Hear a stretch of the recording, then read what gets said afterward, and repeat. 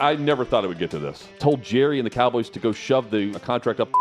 Have fun, Dallas sports fans. In terms of, is Jerry going to get one more? This just kicks the can down the road. The last 30 years have been a disaster, and this is another example of that disaster. Why did Jerry let this get to where it went? He screwed this up. He created friction when there didn't need to be any. What this trade means for the Cowboys, for the Packers, for Micah Parsons, for Cowboys fans, for future contracts if you're not a quarterback, and for Jerry Jones.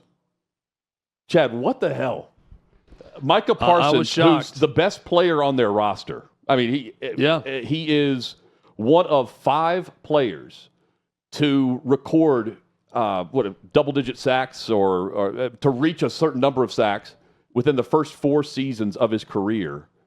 The 3 of the 4 others are in the Hall of Fame. The only other person to have 12-plus sacks in their first 4 seasons in history, it's a 2-man group. It's him and Reggie White. That's pretty good company. That's the best.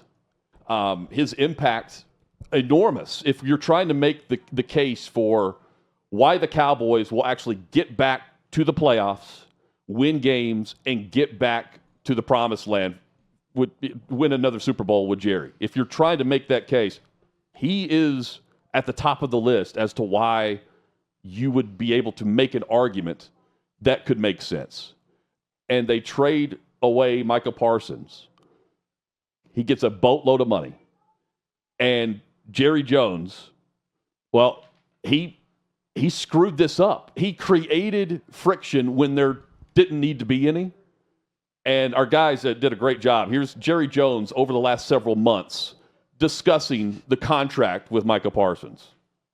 When you have the kind of extraordinary pass rush that Michael had, then the way to mitigate that pass rush is to run at you.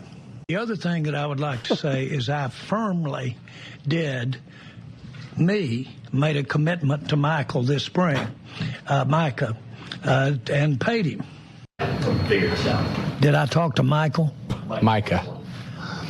I'm sorry, I didn't get.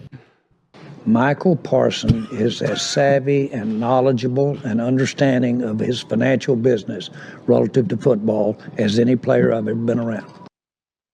Michael Parsons. Very savvy, business savvy, that Michael Parsons. With the latest presser on this. It's not needed. He didn't want to go through the agent who became the first agent in NFL history to negotiate $1 billion worth of contracts within a 12-month time frame. That wasn't professional enough for Jerry. So he didn't want to deal with someone that was getting that much money out of an owner, that's for sure.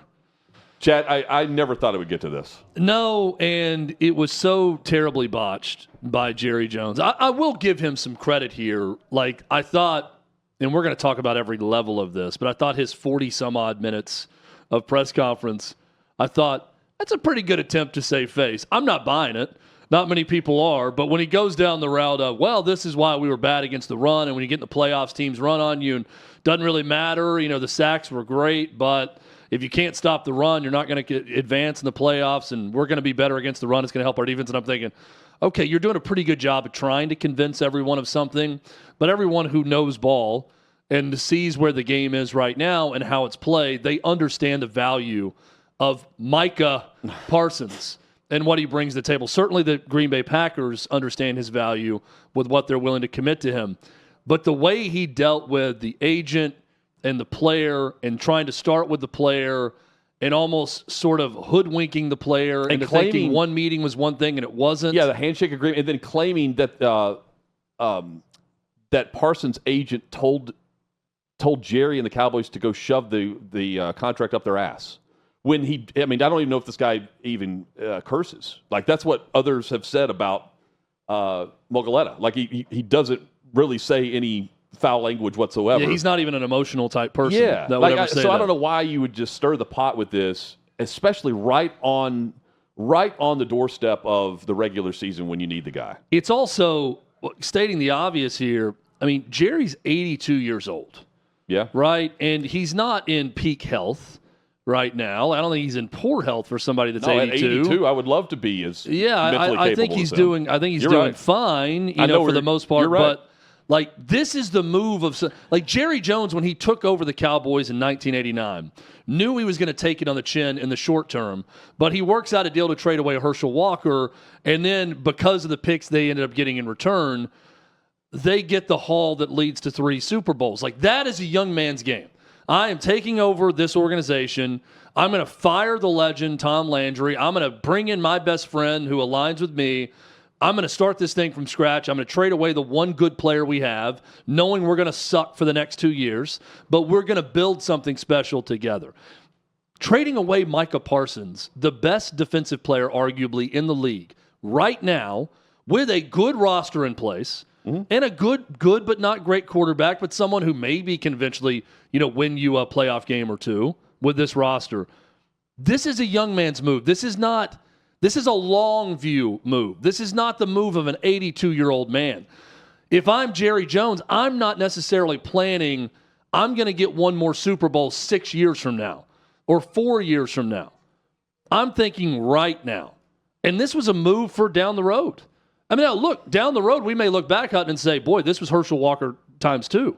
Well, or 2.0. But because they build the next dynasty based off of this trade. Like, I don't know. I know what you're saying. What it leads to. But in terms of, is Jerry going to get one more?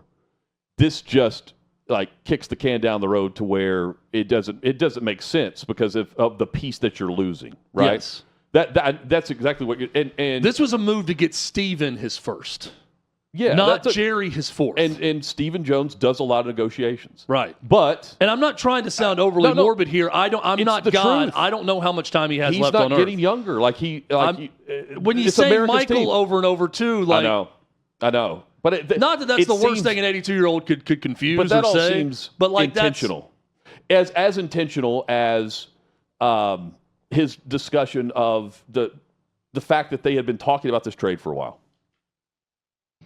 This was a move to get us successful in the playoffs. This was a move to be better on defense, stopping the run. This was a move to, if we get behind, not be run on. And it was a deliberate move, a well thought out move to make this happen. Well, you got Kenny Clark. Finally, on Jerry, he was asked, and I thought this was a great question. It's like, how do you earn a contract extension around here? Because you the top players who have, arguably set the standard for this era of the Cowboys to get paid, they sit around and wait, and they're always the last in line for their group of contract extensions. Here's what Jerry said.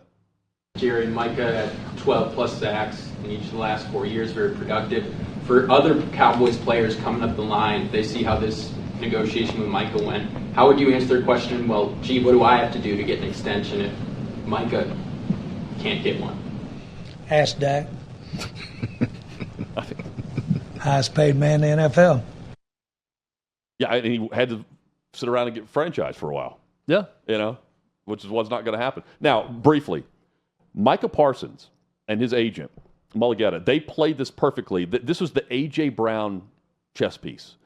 A.J. Brown, the Titans were, they kept thinking that A.J. was going to go get a second opinion of some sort on his knee because he had been missing practices with a sore knee, and that he was going to be so pissed off about not getting a contract extension that he was just going to do exactly what Micah Parsons was doing in this instance, which was, well, the back's hurt. I'm going to get a second opinion. You guys are going to clear me, but I've got a second opinion from another doctor saying I shouldn't be playing. Well, apparently that only is the case in Dallas because Green Bay, clean bill of health. But it's a chess piece that worked, and I always thought the player would cave, and in this case, it was the Cowboys who did. And I'm very surprised by it because of what, just of the art of the deal that we always talk about with Trump. I think about that with Jerry. He made all his money. He struck oil. We've been watching the Netflix series. I mean, Schefter pointed it out, how much he paid for the Cowboys and how much Micah Parsons just got paid.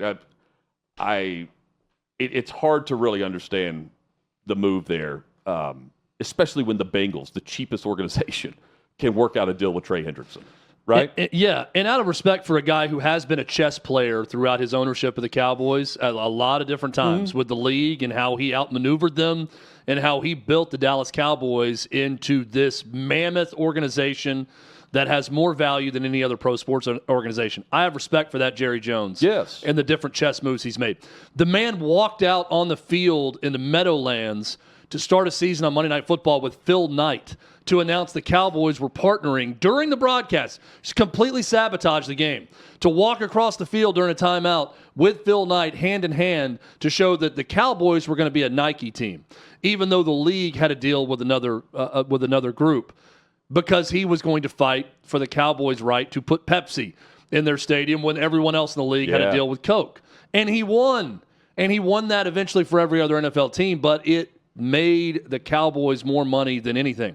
That was the chess player, Jerry Jones.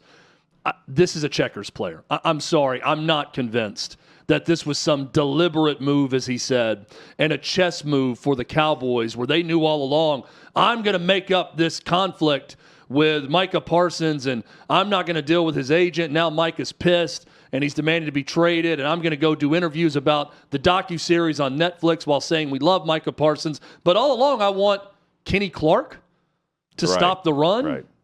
No, I'm sorry. I'm not buying. Jerry's a great salesman, and he's done a lot of great things in his time with the Cowboys. The last 30 years have been a disaster, and this is another example of that disaster. Not a disaster in Green Bay. No. Super Bowl contender for the Packers. That's a chess move, and what they've just done. And as far as Dallas fans are concerned, Luka traded, Micah Parsons traded. You're thinking of the world's caving in your fandom, you know. And if you're going to get someone with star power for the star that's worthy of those guys, it's Arch Manning, and he's not coming out for 2 years. Right. So basically, you are trading and doing things and maneuvering again to gear up for the number one pick 2 years from now, because I don't think it's going to happen after this 1 year as a starter at Texas. I mean, what they just did is trade for a pick that could replace Dak. You're right. So have fun, Dallas sports fans. Enjoy it. Yeah, enjoy watching. How are the Green Rangers right now? That's the big question. You How are really the Stars? need to get behind that Rangers organization. On Fox 1, now you can stream your favorite live sports, so you could be there live for the biggest moments. That means NFL Sundays, college football games, NASCAR, Major League Baseball postseason, and more. With Fox 1, you get it all live. Edge-of-your-seat plays, jaw-dropping, high-octane moments, and that feeling like you're right there in the action. It's why we love sports. It's DVR-proof, and you can do that with Fox 1. We live for live. Streaming now. Check out Fox 1.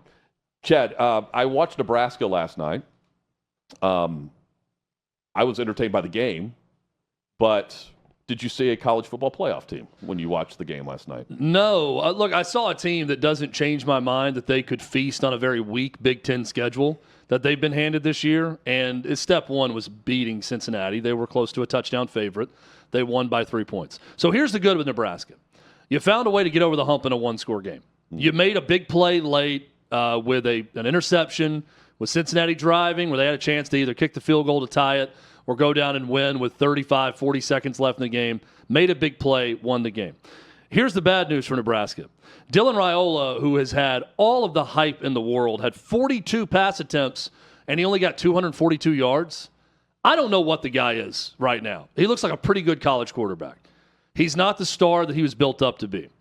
And increasingly, I am more and more weirded out by the Patrick Mahomes cosplay that's going on with him.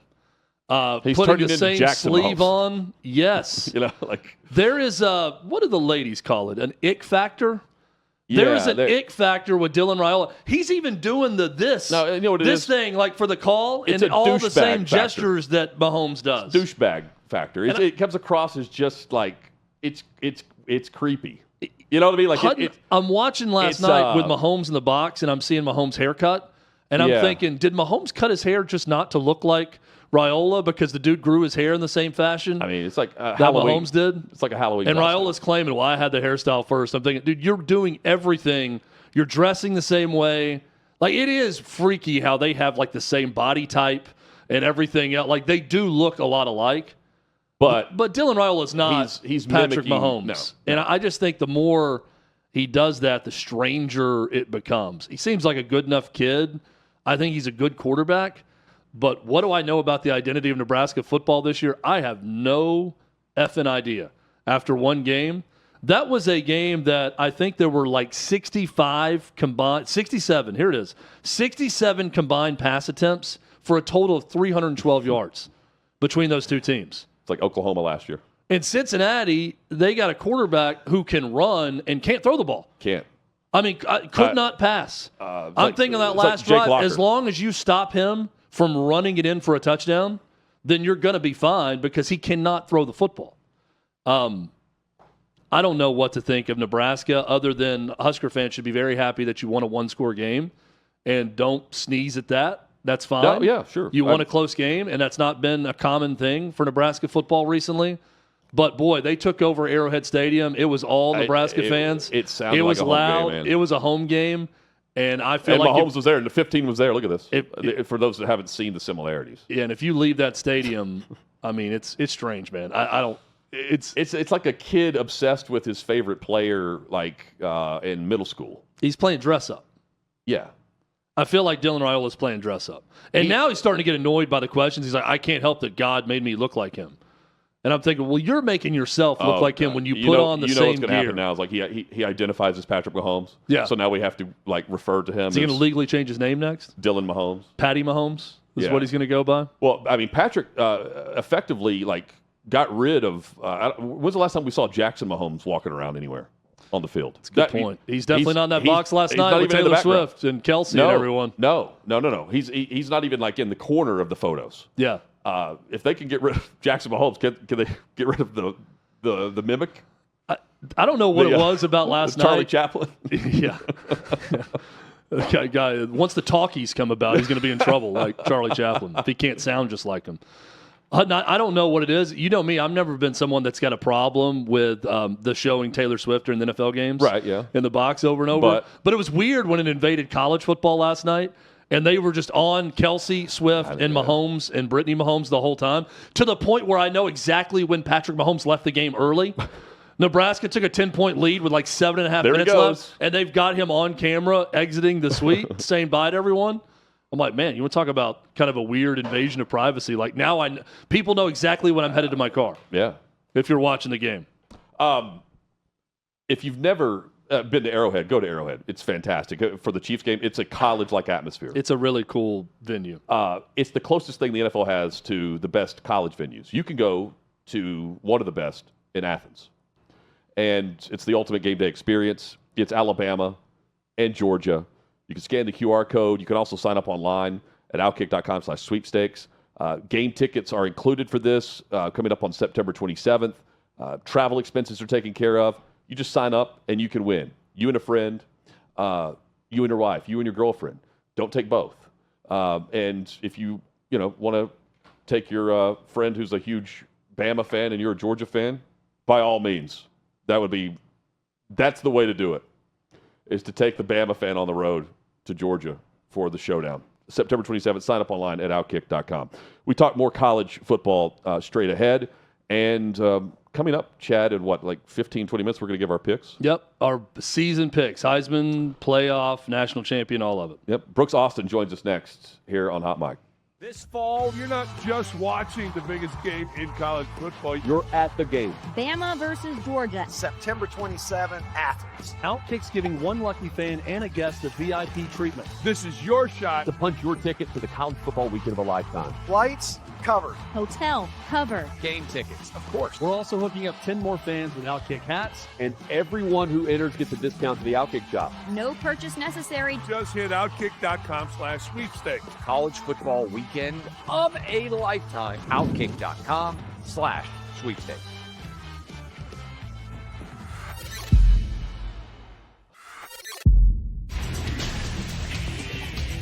Let's talk some ball, shall we? Hell yeah.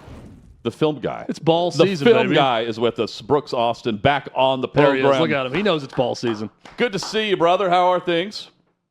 Hey, I was just asking the producer after this, the talent fee for this paid appearance, is it getting direct deposited or y'all going to send that to the house or how's that operate? Do you take traveler's checks? That's how we usually do business. You good with that? I think I'll just take the platform in exchange. Yeah, there you know you what go. I mean? That's I'll right. come on here, introduce myself to the OutKick folks. Maybe they end up on my place. You can save the money for this paid Hell yeah. appearance. How No, about that? we'd love to come to your place anytime. We visit your spot. But we also take traveler's checks since we're doing the paid appearances now. Yeah. Hey, so in terms of just top 100 talent for the NFL draft, what are we looking at on the field when we watch Texas, Ohio State? Like, not a specific number, but I mean, it'll shatter what anyone would assume, right? Yeah, I mean, like, just for example, Arch Manning, everyone knows, will probably be the first quarterback taken off the board whenever he comes into the draft, which I think is going to be 2027, not 2026. Anthony Hill will probably be the first linebacker taken off the board, the Texas linebacker. Caleb Downs will 100% be the number one safety taken off the board, probably a top 5 to top 6 overall selection. NFL teams are going to draft him because he's going to make everyone else around him better, not just how uniquely talented he is. Colin Simmons has an opportunity to be the first edge rusher taken off the board. I think he's going to get dinged by the NFL draft process a little bit due to height and weight. Only about 6'2 and a quarter, maybe 6'3", 230 pounds. He's not a 6'5", 265 pound defensive end that's normally drafted in that top 10 range, but he's ultimately going to be a first-round draft pick. And everybody knows about Jeremiah Smith. He'll be the number one wide receiver taken off the board whenever he's available for a draft process. So, yeah, I mean, from a elite level blue chip status, talent level prospects, I mean, that game is loaded, man. There's a plethora of them. And we went through all those players, and I didn't hear the name Ty Simpson. What do you know about the Bama quarterback? I mean, I know he's a coach's son, right? I know he's a coach's son, so I assumed he's going to be a really good processor. I think what a lot of people forget about him from his high school dates, like, that was I don't do the dual threat thing. Like, I think everyone has to be a good athlete at the position nowadays. You can't be immobile. You're going to get, if you're standing in one spot, you're going to get lit up all 4 quarters. When did that go away? When did that go away, Brooks? When Flacco? guys like Aaron Donald started being, it was a defensive reaction, right? When defensive linemen, particularly defensive tackles and edge rushers, really started to become refined in their skill sets, refined in getting home after the passer. We had to start being able to create an ability to deny that, right? Hey, a 3 technique just beat our guard. Right now, we got to be twitchy enough and athletic enough to make that guy miss. Like, honestly, Brady had to develop this as a professional. The last 10, 12 years of his career, obviously we knew he was a limited athlete, but he had to be twitchy and quick and hey, here he comes now. Boom, let's make one little subtle movement to get around. I think it's really been the last 15 to 20 years of football where these D tackles specifically have become savants at getting home. It's a great point. So I'm watching Nebraska, Cincinnati last night, Brooks, and they had a combined 67 pass attempts for a combined 312 yards in that game. Yeah. And Raiola was 33 for 42, but only 242 yards. And I'm watching him, and there's just something that's not clicking. With every time it feels like, all right, here's the big moment. It's close in the second half. Let's pull away. Let's make some big plays. He had a nice pass to go up 10 in the fourth quarter on a 4th down play that was a big play. But what's missing? Is it the offense? Is it Raiola? I just don't know what Nebraska is still. I know it's one game, and they got the close win in that one, which Husker fans love seeing. But what is missing specifically with Dylan Raiola? So I want to start with the offensive structure at first, and then we'll talk about Raiola because I do think there are some mechanical things that are a problem there. But speaking of Nebraska's offense, they have what I call, the last 2 years, they've had an NAD offense, not a dude, meaning they don't have a single dude on the outside that creates any type of problem or any type of threat. They went out in the portal and got Dane Key out of Kentucky, and he's supposed to be this threat. He's supposed to be this downfield, can actually create some type of vertical offense for these guys. And it wasn't there last night. That's problem number one. They have an NAD offense. Not too many dudes on the outside. Not too many weapons. You can see this in their man versus zone success rates, right? When teams run man-to-man against them, they're cooked. They can't get open. When teams play zone against them, they find voids and vacancies in the defense. That's all based off the quarterback's processing ability in terms of winning against zone coverage. So that's first and foremost. Secondly, they can't protect this guy. I watched last night. They're in 7-man pass protection. They got 5 offensive linemen, 1 tight end, and a running back trying to block 5 defenders from Cincy, and can't do it. He's getting sacked. So what does that mean? We got 7 guys plus the quarterback trying to do everything we can to get the ball off here. That means we only have 3 guys in the route. They're rushing 5 and dropping 6. Guys, they got 3 more defensive backs to cover your only 3 options and still sacking your butt. So what we going to do about that as an offensive coordinator? I don't know. We got to get better in terms of a protection unit. Now, let's talk about Raiola. For this 5-star, super talented, elite thrower of the football, I see mechanical problems. I see a really, really long delivery. Like, we're dipping below the belly button. We're bringing it around the clock, and then we're letting it loose. That's first and foremost. That's bad. We got to get rid of that. Not only that, we hold the ball below our chest. We hold the ball below our pec. That's not ideal in terms of football mechanics. We want to be tight and delivery and quick, right? We want to get rid of that football in less than 0.3 seconds once we decide we're going to do it. He's way more elongated than that, first and foremost. The other thing about him, and it's very related to like Quinn Ewers, who ironically they have the same quarterback trainer. This dude's a lobber of the football, man. It bugs me.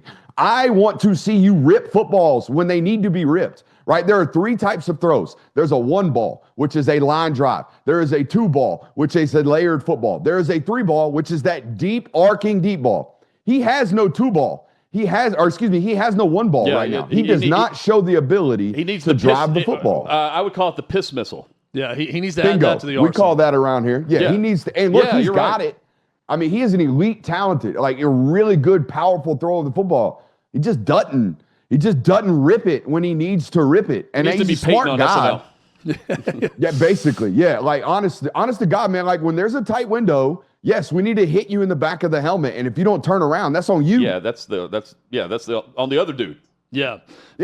Big game tonight on Fox. You said the NAD offense, not a dude. That's not how I describe Auburn on the outside. They got 2 dudes for sure, maybe 3. Are those dudes good enough to make Jackson Arnold good in this Auburn offense? Because, Brooks, as you know, it was a struggle at Oklahoma for Arnold.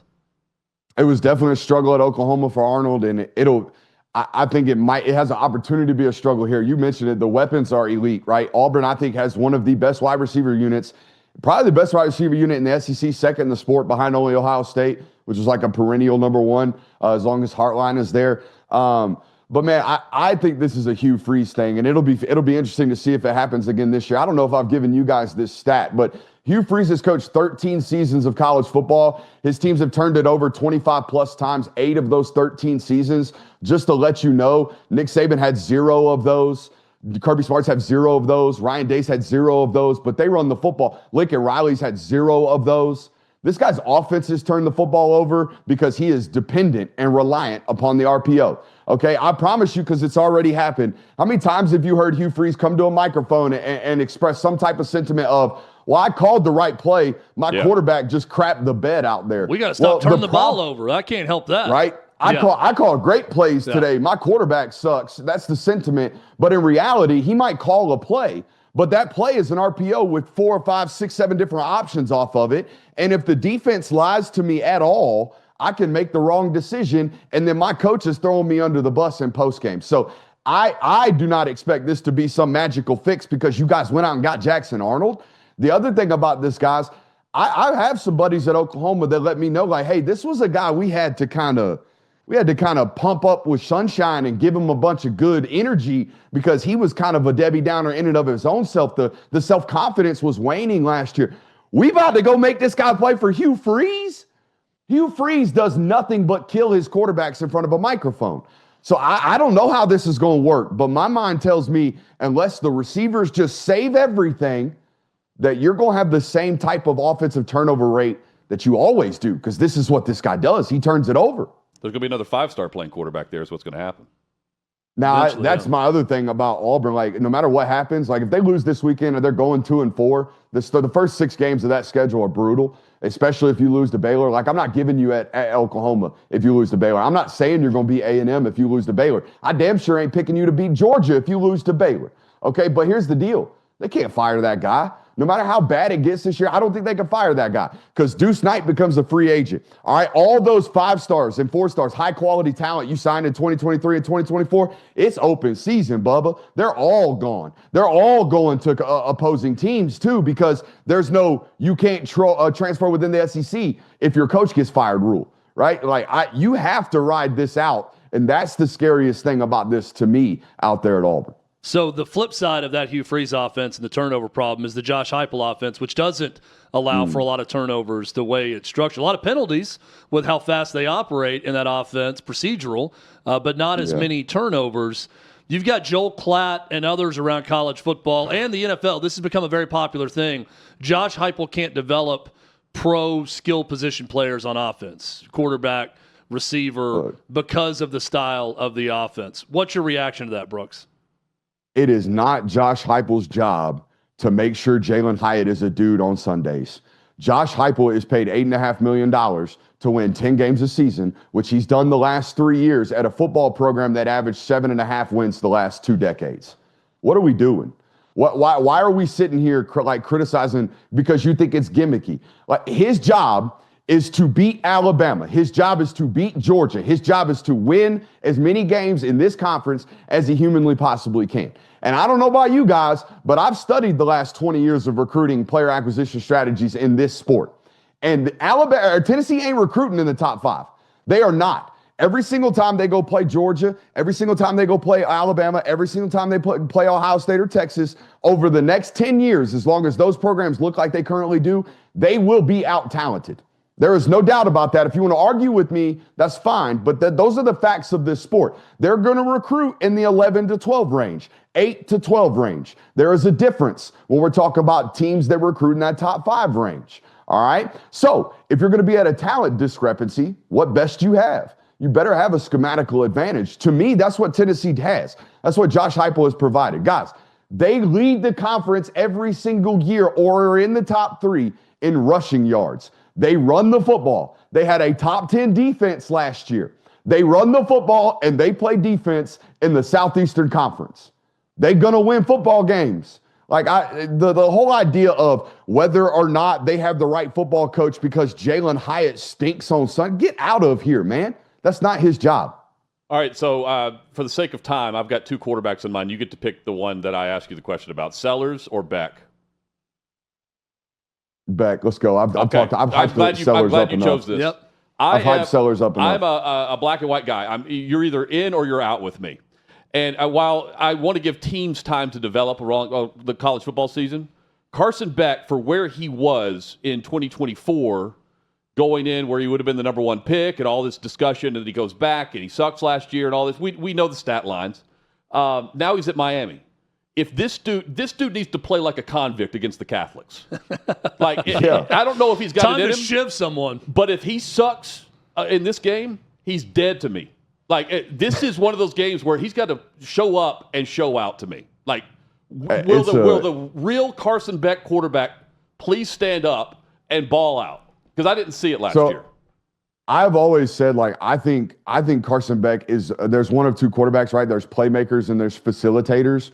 Right, playmakers are like Cam Ward. No, if everything falls apart around me, there's still an opportunity that I might hit you with an explosive, or I might do something crazy. I might pitch it to the tight end who's supposed to be he's a playmaker. Okay, Carson Beck is a facilitator. All right, he's a point guard. If everything around him is working really, really good, if he's got Brock Bowers, if he's got Ladd McConkey, if he's got a really, really good offensive line, he's going to complete 73% of his balls and lead the nation in 3rd down conversion rate. That's what he did in 2023.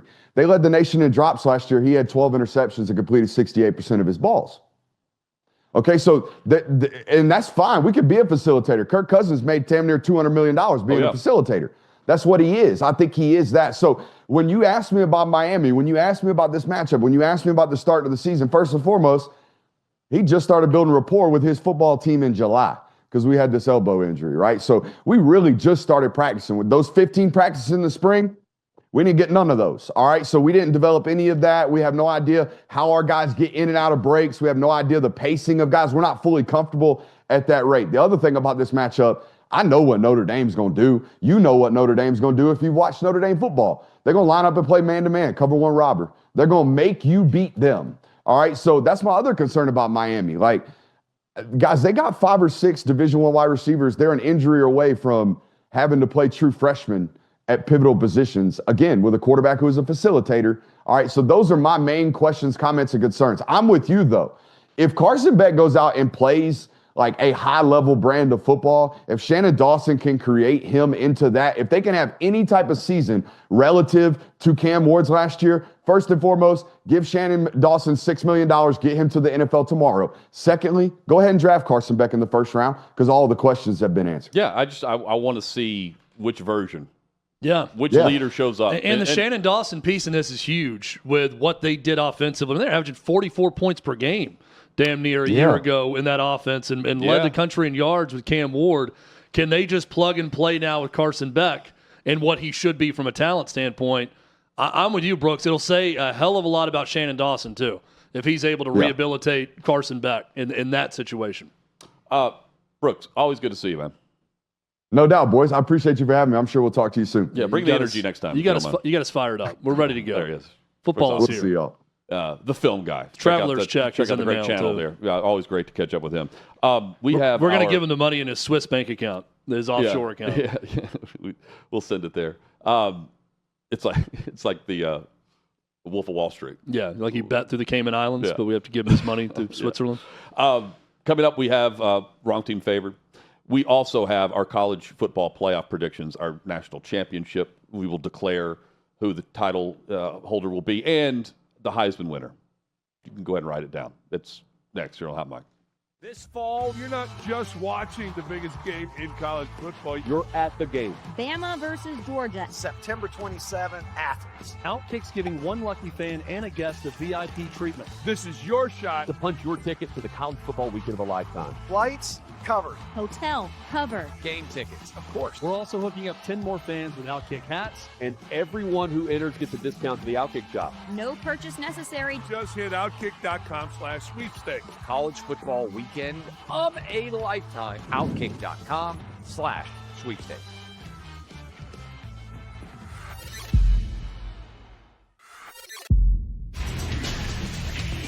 Sixth and Peabody, our location. You hop here, also Smoky Moonshine, Hot Mic, Hutton and Withrow at OutKick.com. You can check out the OutKick Hot Mic YouTube channel. Launched this week at OutKick Hot Mic is where you can find that.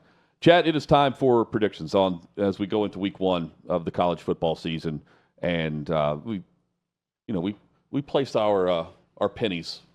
We do. We tithe. We tithe every year. Hey, we have a little collection cup, and we put the pennies in there, and we put our money where our mouth is. Man, let's start with Heisman. I look at the odds, and I'm surprised that Cade Klubnik is as far down as he is compared to like Arch Manning, who we haven't seen that much of. We're seeing Klubnik now for the 3rd year, start at Clemson, and they are loaded this year with their team. They're on a redemption tour, and I think Klubnik is the guy that we're not talking enough about.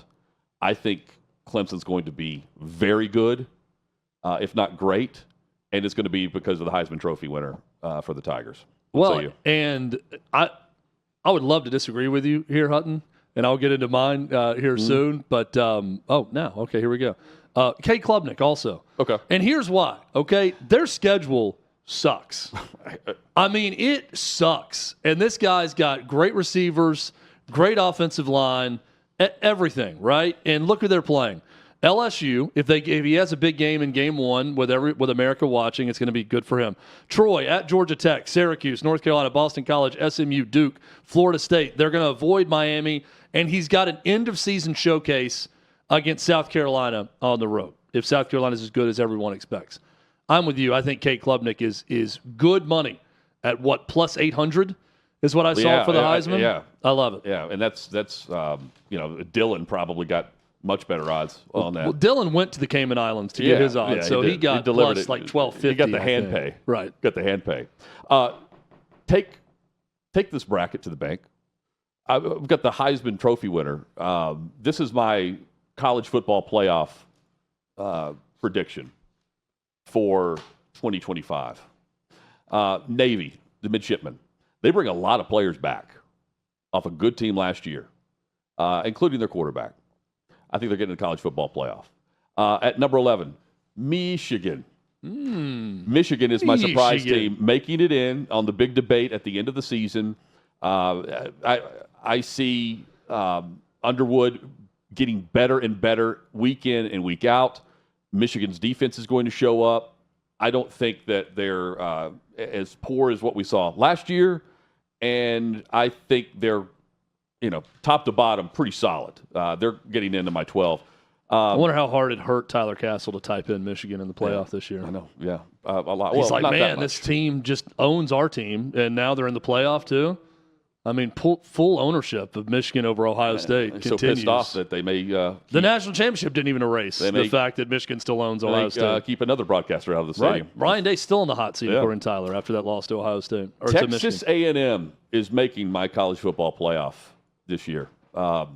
I think they're well coached. I think they're a sound football team, and I just trust that the defensive-minded coach is going to figure it out at A&M. Chad, Georgia. Probably lower than what many would have. I think the Bulldogs are maybe they're not going to be the great Georgia teams that we've seen in recent years. They're going to be very good, and I have them in the playoff because of their coaching staff, Kirby Smart, and the fact that their defense is always legit. Oregon also in there, tried and true and tested. Texas Tech is coming out of the Big 12 for me. At the 7th seed. And then we have probably in no particular order the consensus top 6. Ohio State, Notre Dame, Alabama, Texas, Penn State, and then Clemson is in my number 1 spot. I also have Clemson taking home the title. There you go. How different is yours? I think it's going to be very, very different. It's a little bit different, but some similarities in there too. So my playoff this year. Let's start with number 12. I love what I saw last night from Alex Golish's group. They just put it on Boise State. Boise State, I understand they had to go across the country in heat and humidity and play at like 5:30 on a Thursday to start their season, which is not ideal. Who are you, Mick Cronin? But boy, did they fall off. Yeah, I got to get back on here and eat this shitty food on my flight back to Boise, Idaho. Boy, did they fall off a cliff without Ashton Genty. That was terrible. They looked awful in that game. Did. USF looked really good. I think they'll play with Florida and Miami enough. They're not going to win those games, but they're going to be competitive. That's going to give them a boost with that tougher schedule in their next 2 weeks, and they'll win out, and they'll be the group of 5 representative at number 12. Number 11, I'm with you, Hutton. We're both high on Texas A&M. I think the Aggies with Marcel Reed, Mike Elko is going to figure it out defensively this year. Give me Texas A&M with a pretty favorable schedule in the SEC with the 11 seed. 10 seed Oregon. Dan Lanning has reached a level of consistency. I feel good about the roster. I think Dante Moore, it's a redemption tour for him at quarterback at Oregon. The Ducks are the 10 seed. Number 9 seed, Miami. I do think that Shannon Dawson is going to work wonders with Carson Beck. I like their schedule too. ACC, not great. I think they're going to do very well. Give me Miami with the 9 seed. Alabama with a bounce-back year with Ty Simpson. But Ty Simpson is the key. It's Ryan Grubb coming back to help with offensive play calling, to be the offensive coordinator for Kalen DeBoer. Give me the Crimson Tide out of the SEC at number 8. And I didn't mention this about Bama, but I think they have some Grizzlies on defense. Their defense is going to be stout. Yeah. 2 of my next 3 teams, Hutton, I feel like this is the biggest layup for a playoff berth, which gives me pause when you feel this certain about it. Penn State's one of them. James Franklin's going to have to do a lot to screw this up. I don't think he's winning his biggest games this year, even with that roster he has returning with Drew Aller and Katron Allen and Singleton. I mean, 2 of the best, maybe running backs in the country on the same team for Penn State. But he's not going to screw this up and not be in the playoff. So I think they're going to have a very good year. They're my 7 seed. Georgia with a 6 seed. This is more of a confidence pick in Kirby Smart and the program that he's built. They're going to be really good on defense. They're going to do what it takes. Gunnar Stockton is not going to overwhelm anyone, but they've got enough talent around them where they're going to find a way in the playoff. They're my 6 seed. 5 seed Notre Dame. My goodness, it's going to be tough to screw up their schedule. They got a tough one to start, but then they get A&M at home. And outside of that, it's just not much for Notre Dame. So I think they're going to work their way into that playoff. My Big 12 representative, Iowa State. I really like Rocco Becht. I think this is the year Matt Campbell, he's well respected. Everyone loves what he's done in Ames. I think this veteran squad he has, huge win over Kansas State to start the season. They're my pick in the Big 12. Ohio State, there you go, Tyler. No Michigan in my top 12, and Ohio State is my Big 10 champion. They did not win the Big 10 a year ago. I think they're going to be really, really good. Yes, they lost 14 players to NFL draft, the most in college football. They're going to reload and be just fine. And Jeremiah Smith, I think, is the best player in college football coming back. Number 2, Hutton, we talked about it with Cade Klubnik. Clemson. Weak schedule, great offense, loaded roster. I like Dabo Swinney in a bounce-back year. And number 1, the Texas Longhorns. I love what they do defensively. Their secondary, top-notch a year ago. I think it will be again this year. I think Arch Manning is going to be really good. Give me the Longhorns to be the number 1 seed in the playoff. How close were you to having Arch as the Heisman? Not close. Me either. I don't know what it is about seeing Cade Klubnik with the third best odds, but that was just like a beacon of light flashing at me. I'm with you, man. I must take Cade Klubnik at this, and I don't understand why why he's best, but I think it needs to be a tighter race to. I just think that he's going to pilfer stats this year off of bad competition. And he's going to get the football a lot. Yeah, and I don't think they're going to be pulling him that early in games because they're going to be pumping up that resume with some blowout wins. By the way, the Penn State schedule, they are 44-point favorites this upcoming weekend. They then play Villanova in like week 3 and another, kick the can down the road opponent in the second game of the season. I mean, you cannot screw this up. No. You cannot screw that but up. But it's the SEC that plays all the cupcakes. Got it. Villanova, Big 10 people. Villanova. Got it. Yeah, those 9 conference games really means a lot. When you have that many teams in your conference, too, you can get some really different schedules. And that's what some of these teams show. Like, you get some that are on the Nebraska's a good example of, to me, a very weak schedule this year. Well, I've got Penn State in my semis. Clemson winning it all. Texas, I'm with you on that. Texas, very high on Texas. And Notre Dame, they show up in the pressure pack moments last year. That lives with me with Marcus Freeman. So, new quarterback, all that. By the time we get to the playoff, I think the matchups will match up well for them. And we got a good amount of similarities here. What's your Final Four? On this one, my Final Four is a lot of the same. Texas beating Notre Dame. I think they're going to show up again under Marcus Freeman. And then I got Oregon as my surprise. Didn't have really many big surprises a year ago in the playoff, but 10-seed Oregon, I guess except for Ohio State, but everyone knew how talented they were just by seed. 10-seed Oregon, they're going to win. They're going to get in this situation against Clemson. I got them in an upset over the Tigers. No upset in the national championship game. Texas Longhorns, national champions, defeating Oregon. I'll tell you right now, we're looking for some upsets. Wrong team favored. We're back for another year of this. We've got Sean and Adam also joining us. It was a weekly bludgeoning for me last year in this competition. It was terrible. I think that the tide has turned for you. But let me point out. Did I win last year? I don't even remember. That's how serious we are. I think you won. We won games. We won outright winners. I know, but like Davey was like neck and neck. I think I won 2 maybe the whole year. It was really bad. I'm winning this game right out of the jump, right out of the gate. Virginia Tech is going to beat South Carolina. This is the reverse matchup when I see this that Vanderbilt launched their season on against Virginia Tech last year. No one is expecting this game to be close except for Vegas, who continues to move the line closer and closer to now less than what does Vegas know? What does Vegas know? Vegas knows all. And this was a 10-point spread a couple week and a half ago. Now it's 7.5. I'm taking Virginia Tech outright. Dropping drones is what we're going to be doing in this game. The other quarterback, not named Sellers. Hutton, I'm going to continue my trend of having my eyes way bigger than my stomach in this competition and going way too big each week. And I'm going to go with a 9.5-point spread. Give me Toledo.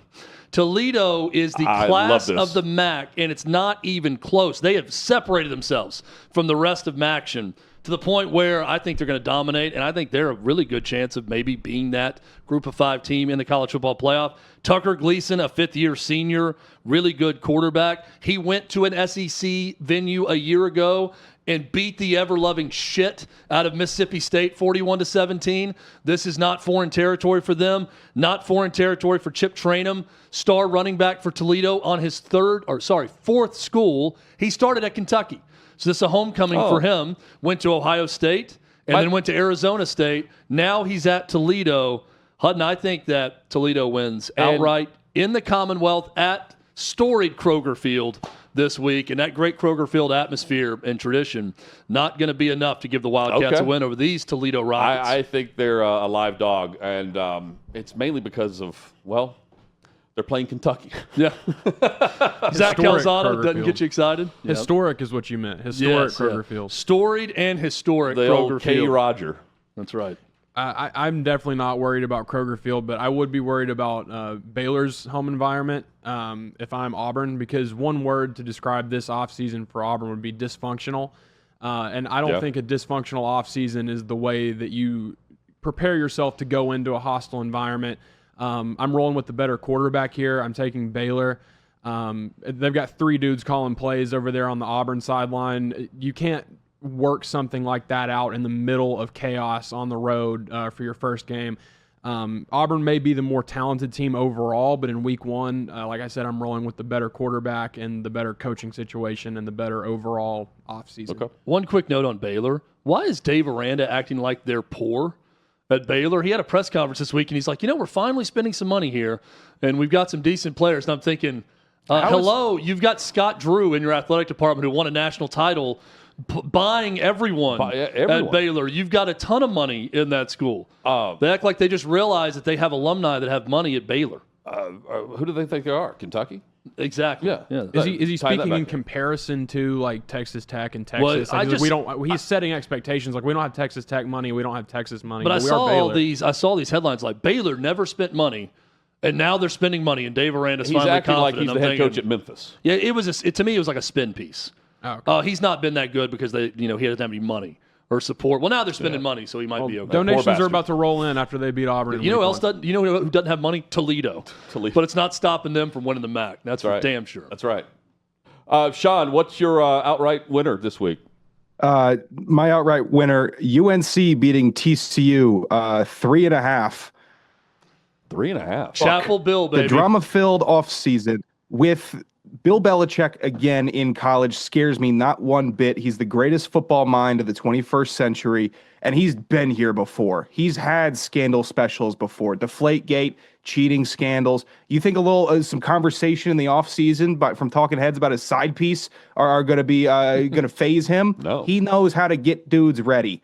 And then I think the outside noise and the inside silence at UNC are completely opposite. I think these guys, it's going to be a weird look. It's going to be odd seeing him on the TV on the sidelines in college, but I'm not going to bet against this guy. I'm not going to pick that he loses as a dog in the first game against TCU. Josh Hoover, good quarterback, probably going to have a great season.